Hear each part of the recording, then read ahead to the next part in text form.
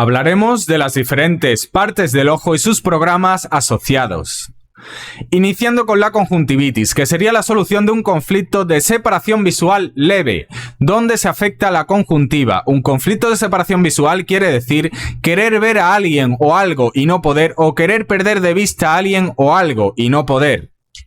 Con afectación de la córnea, seguimos hablando de conflictos de separación visual, donde en fase activa de conflicto hay ulceración de la córnea y en fase de solución se produce la llamada queratitis, que es una edematización de esta, inflamándose, por lo que se dan problemas de visión que se restablecen al final del programa. Las cataratas es un conflicto como el de la córnea, pero mucho más intenso, conflicto de separación visual donde en fase activa se ulcera el cristalino y en fase de solución se engrosa, volviéndose opaco, que es lo que se llama la famosa catarata. Astigmatismo es una diferencia de posición entre el cristalino y la córnea, ambos pertenecientes a ectodermo. Digamos que si hay un desequilibrio entre ambas estructuras, cuando no hay uniformidad en el abombamiento, se dará una visión borrosa, que es el llamado astigmatismo. Impacta en la córnea, cristalino o en ambos, dependiendo de la intensidad del conflicto.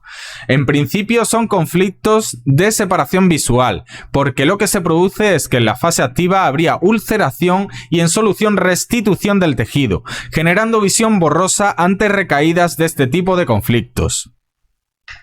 En cuanto a la miopía, hipermetropía y glaucoma, son producidos por conflictos de miedo por detrás, miedo en la nuca con dos matices diferentes de conflictos, afectando a la retina o humor vítreo, como vamos a ver a continuación. Comenzaremos hablando de la miopía e hipermetropía, pertenecientes a la retina. En cuanto a la miopía, es una visión borrosa o poco clara de los objetos lejanos. Es producida por gritos de prevención o sobreprotección ante posibles peligros o cosas peligrosas. Cuidado con aquello, atención, cuidado con aquel peligro. Inicialmente por padre y madre, luego por maestros en la escuela y después por jefes, pareja, suegra, etc. En la hipermetropía o imposibilidad de ver con claridad los objetos próximos se produce por gritos sobre la persona. ¿Qué has hecho? ¿Dónde estabas? Inicialmente por padre, madre, maestros, jefes, suegra, hijos mayores, etc. La retina, recordemos que es material ectodérmico, codifica conflictos de miedo por detrás con la particularidad de que sean personas conocidas, como los ejemplos que hemos visto, pero siempre conocidas.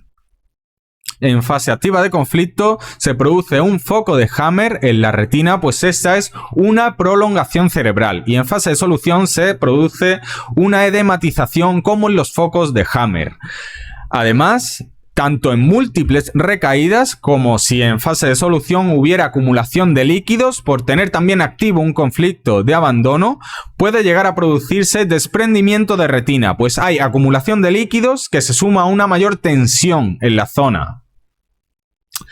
Si alguien tiene especial interés, podemos incidir en esta parte, pero no vamos a profundizar aquí al tratarse de un órgano diferente que veremos en otro apartado. Simplemente, y a modo de aclaración, comentar que los conflictos de abandono afectan a los túbulos colectores renales y entre programas simultáneos puede darse esta causística.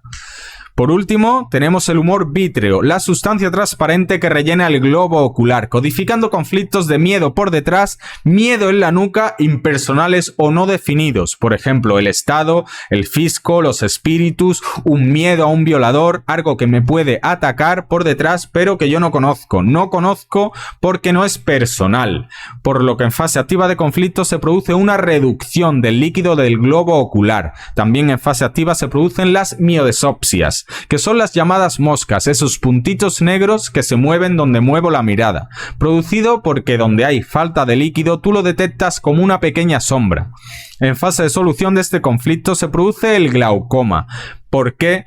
Porque el cuerpo lo que hace con la solución es aumentar la producción de líquido en el ojo, aumentando la presión intraocular.